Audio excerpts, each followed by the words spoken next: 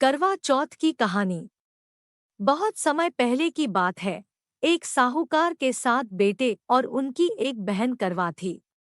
सभी सातों भाई अपनी बहन से बहुत प्यार करते थे, यहाँ तक कि वे पहले उसे खाना खिलाते और बाद में स्वयं खाते थे।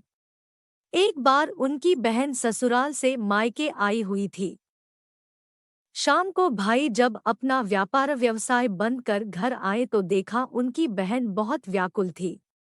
सभी भाई खाना खाने बैठे और अपनी बहन से भी खाने का आग्रह करने लगे, लेकिन बहन ने बताया कि उसका आज करवा चौथ का निर्जल व्रत है और वह खाना सिर्फ चंद्रमा को देखकर उसे अर्घ्य देकर ही खा सकती है।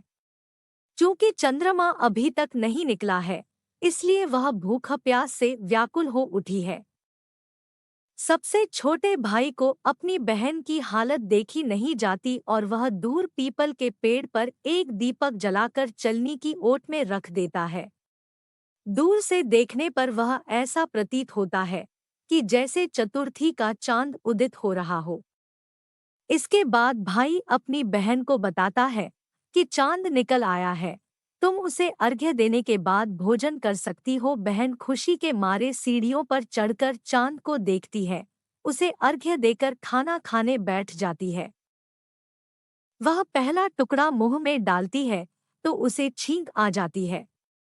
दूसरा टुकड़ा डालती है तो उसमें बाल निकल आता है, और जैसे ही तीसरा टुकड़ा मुंह में डालने की कोशिश करती है तो उसके पति की मृत्यु का समाचार उसे मिलता है। वह बौखला जाती है। उसकी भाभी उसे सच्चाई से अवगत कराती है कि उसके साथ ऐसा क्यों हुआ।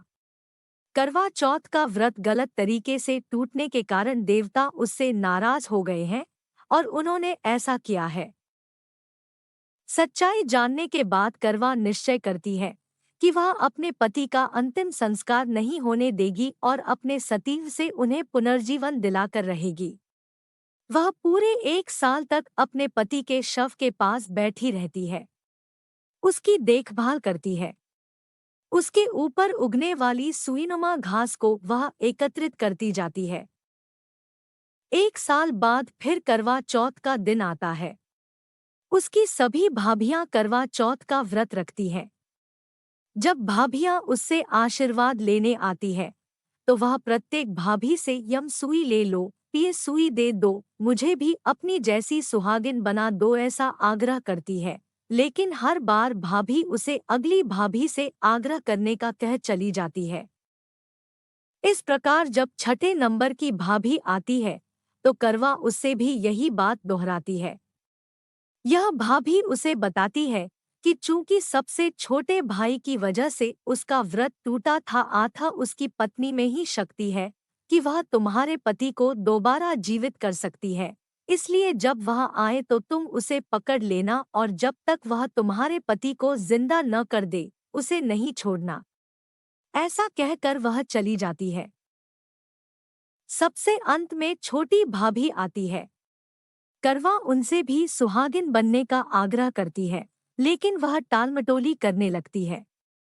इसे देख करवा उन्हें जोर से पकड़ लेती है और अपने सुहाग को जिंदा करने के लिए कहती है।